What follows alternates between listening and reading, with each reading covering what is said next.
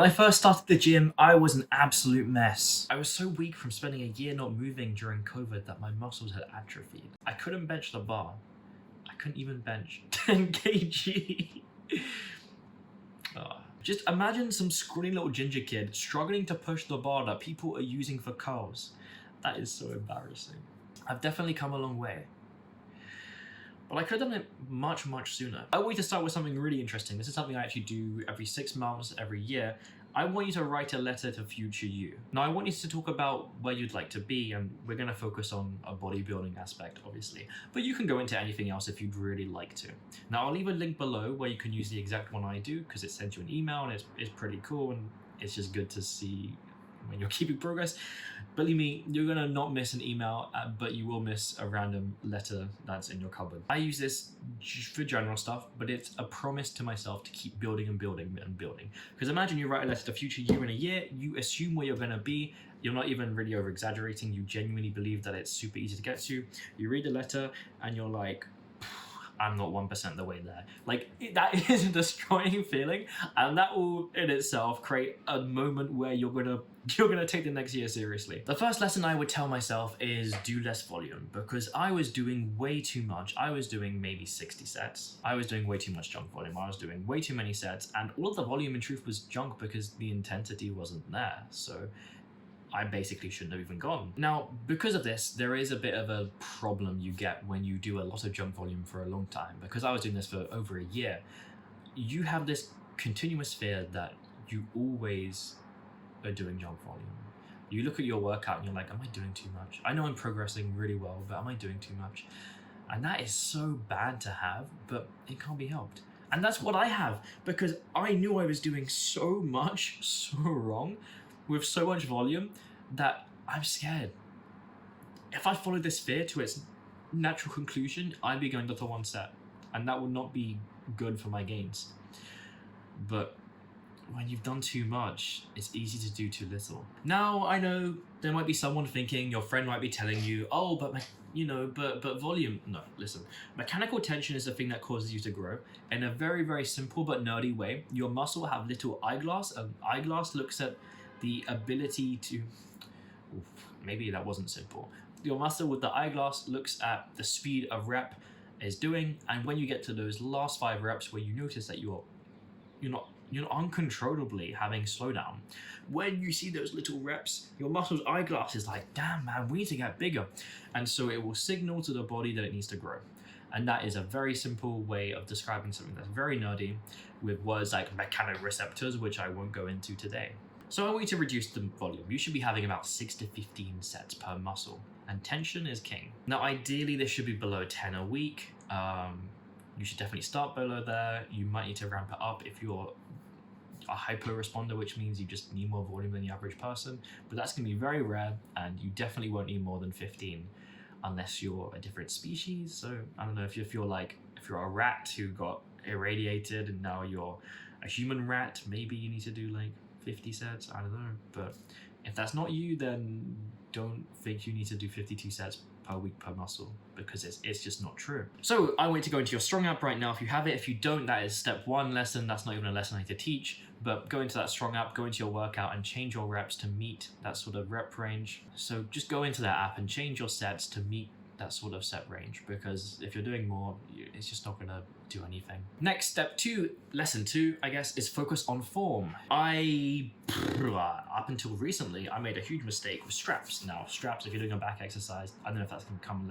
later in a lesson, but you should be using straps. But when I came to these straps, I was putting them on the wrong way. So they're supposed to go under, and that stops it from coming out because of gravity and stuff like that. And I was putting them over, which actually means it's harder to grip. So I set myself up for failure, and it's part of the reason why my back has had somewhat of explosive growth as of late. But gosh, that was a really bad mistake. Why did I do that? My point is, some things you don't even realize form-wise might be off.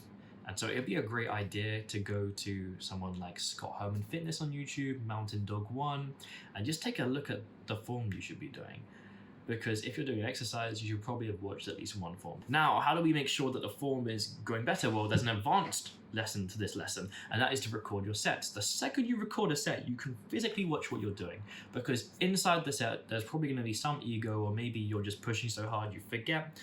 There's going to be some form breakdown. There's going to be some form issues, and the second you can watch a video, the second you can send, someone like me a video in my school community, which should be down below, you're able to get second opinions and also use yourself as a second opinion, which is very ideal. There's a reason we have phones. Don't be scared to use them. Now, you might say form barely matters, but it has a few things it does. The biggest one is going to be it keeping us injury-free. But the most important thing I like to view is it create standardization. See, if we're performing a movement the exact same way every single time, then we know if we're adding a rep, it's because we built muscle. We're not adding a rep because we changed our elbow flare 1 degree and it made it easier for us to bench press. We've actually got stronger. We've put more tissue onto our chest. But also, when it comes to form, there are points where we want to give the muscle the best leverage. If we're doing flared bench press, that's going to be a lot more shoulder and tricep than if we were doing something like this, where it's a bit more 45 degree and we're able to recruit our pecs a lot better. And of course, make sure you're progressively overloading with the same technique. The second you change a technique, it's actually not progressive overload anymore, because you've created a new movement. The same way, if I stop doing squats and I move it down and I do low bar squats instead, it's a different movement. I'm no longer progressively overloading my high bar squats because I'm not actually doing high bar squats. And although we use these arbitrary words for things like leg press, like calf raise, like bicep curl, there are many different ways to do it, and those form changes, however minute, will have a larger effect. Now, when you're doing these recordings, I want you to focus on the most difficult exercises first. So that would be the squat, the bench, the deadlift, maybe the hinges, because those are going to be the ones where coordination plays the most role and form is the most important. It's very hard to mess up a bicep curl. However, you would still be surprised how many people mess up leg curls and leg extensions. I see it way too many times, and I wish it was easy. Maybe I'll give a little bonus advice right now. When you're doing a leg extension, when you're doing the leg curl, most important thing is look at the pivot point, which is where, imagine it's the elbow of the machine. So it's the bit which actually has the movement. Find that on the machine and line your knee up with it. That's a secret lesson, even though we're already within a lesson. So, next lesson, this might be lesson 3, it might be lesson 4, I'm not too sure. I've already lost count. I know that's bad. I know we're not very, you can see why when I perform my sets, I lose count.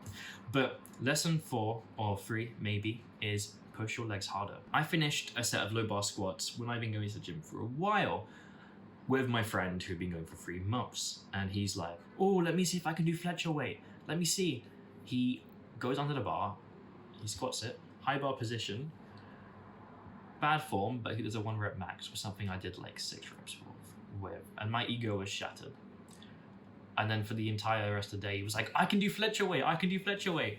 In a position that was harder, he almost met my weight. Now, yes, he could have some benefit where his torso is longer and his femurs are shorter, but the reason he was almost as strong as me wasn't because of that. It was because I wasn't taking my leg training seriously. I realized I wasn't going intense, so I kept upping the intensity week by week by week. As brutal as it was, I would keep adding weight because I knew I wasn't actually struggling anything other than, cardiovascular or maybe the CNS. My muscles were not challenged, so I had to keep building and building and building and building. And my legs blew up, and now my legs are my strongest point. Maybe there'll be a photo, probably not, because I always forget. Now, of course, later on to this journey, I discovered Tom Platz, and the low bar was completely removed forever. But man, this was such an embarrassing point. Imagine you're teaching someone who's new to the gym, and they're doing the same weight as you. That's enough to make a man quit. And sure, my legs are pretty strong now, but they're still quite weak, probably because they are like a year behind everything else. Now, granted, I did get a knee injury. I did tear my meniscus at a point and I built them back, but I'm thankful enough to bring my squat now to a place where on high bar, it was like a dream, and now I'm repping it. So that's good. Aiming for 160 this year, we'll see what happens. Here's a little bonus tip too, an advanced lesson. Again, if you take these leg sets to failure, you will notice that your work capacity will improve to the point where upper body sets are meaningless. An upper body compound is as hard as a lower body isolation, and a lower body compound is like nothing else. But upper body isolations, they're not really that difficult anymore when you're doing those insanely hard lower body isolations and lower body compounds. It makes everything go down like a difficulty curve, which is great because you want your upper sessions to be easy in reality, right? Maybe not, I don't know, you might enjoy the pain, but then if you enjoy the pain, you should be doing leg day. So the awesome thing about squats, or not really awesome, the interesting thing, the painful thing, is the fact that 10 reps left in the tank feels like there's 2 reps left in the tank.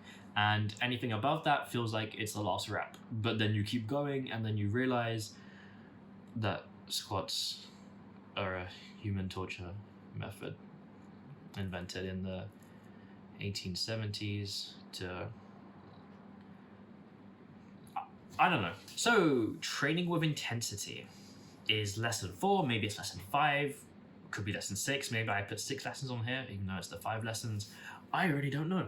So the awesome thing about training with intensity is if you haven't done it, you'd be surprised how how badly you were doing.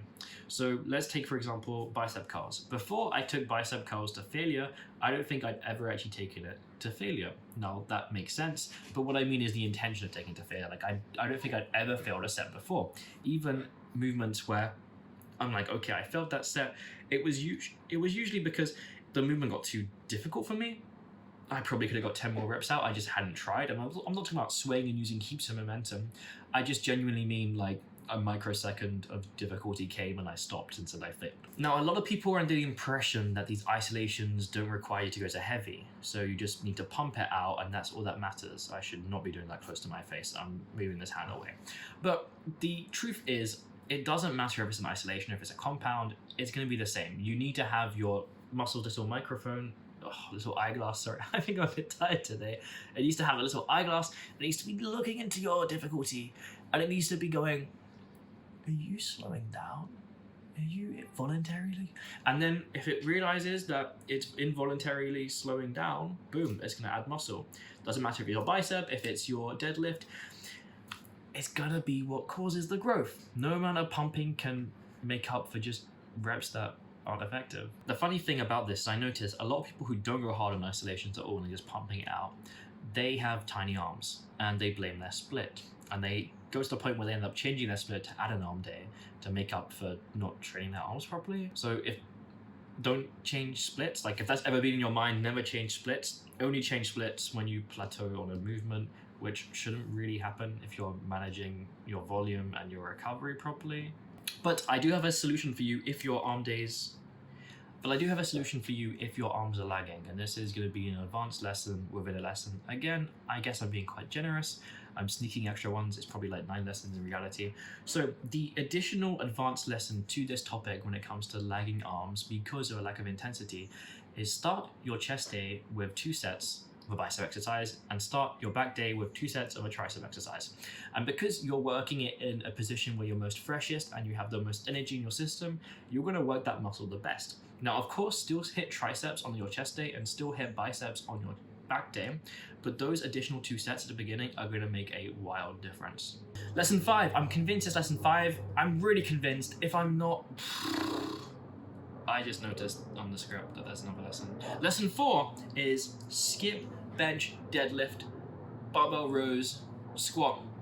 I'm not telling you to actually skip them. I'm saying, look, these exercises don't need to be done. You don't need to be doing them. And if you're doing them for no reason, then ask yourself why you're doing them. And if there truly is no reason you're doing them other than someone told you to, you probably shouldn't be doing them, especially if you don't find them fun. They're not going to be something which magically does stuff. I know people call it the foundations, the basics. The reason is because the basics is because in the past, we didn't really have the ability to do anything other than using a barbell. So no wonder these easy to do wherever you go exercises are considered the basics. It's not because it does something uniquely special or because it's uniquely good at building muscle. It's just easy to set up, easy to do wherever you go. But the greats build their physique. Dude, the great could build their physique on a grapefruit. What am I saying? The greats could have built it on machines. They could have built it better on machines. Like, we know that for a fact. I'm not saying that machines should be 100% of your workout. I'm just saying that stability does have a role to play, and these movements aren't special. So if you don't feel it, remove it. Switch it for something that you actually enjoy. Now, if you really don't want to scrap it, but you know it doesn't align with your goals, What you can do is you can do something where you do 1 set a week. So 1 set of deadlift, 1 set of barbell row, 1 set of, I actually keep squats fine. 1 set of bench, whatever it ends up being. If you decide that it's not the best option for you and your goals, but you'd like to still do it for fun, just do a set. A set of deadlifts could be pretty fun. Doesn't mean that you do 4 sets where you're getting super fatigued for no reason, but you could get some stuff out of that, man. Okay, so next, lesson 5, actual lesson 5 this time, maybe it's 6. Gosh, I hope it's not 6. But the last lesson of the day, of the video, is going to be to work on shoulder health. Now, people are going to click off here probably, even though I think this lesson might be one of the most important. Now, when I originally wrote the script, it was very close to a random night where I had shoulder pain for no reason in the middle of my night. And I have this weird thing when I sleep where it feels like my joints are refreshing. If I wake up in the middle of the night, it feels like my joint is in the middle of like being torn apart and then repaired. And I wake up and it's fine. And it only, I don't know, there might be something wrong with me. So I hope that doesn't happen to you too. But it was fine the next day, and then it happened like 7 more times. And it probably is a shoulder health issue, or I was like sleeping weird. Who knows? We'll never find out. But pain soreness doesn't really mean much, but it can be a good reason to check. If there's any part of your body you feel kind of iffy about, do some research. Now look up your anatomy, find out where the pain is localized, find out what that means. Then you can find out how to fix it. Now man, this isn't really a lesson, but if I had all this stuff dialed in, I would genuinely be about 2 years further along in my journey. I'd probably have like 10 kilos more of muscle, and I'd be so much happier with my place. I'm not dissatisfied with where I am, but I know it'd be really cool to be where I could be. So don't make the mistakes I made, and I wish novice me could have listened to current me. I always say that the best trainer back then would have been current me, and that's probably an ego thing, but it's probably also true, I suspect. So go back in the video if you need a refresher. There should be timestamps if I remember. Gosh, I clearly don't remember much. I shouldn't be saying that in the video. Like, that could be a lack of believability in my future videos. Maybe I should stop saying that. But again, you can go to the school community, which also should be in the description if you need to ask some specified questions. And thank you for watching. Please subscribe.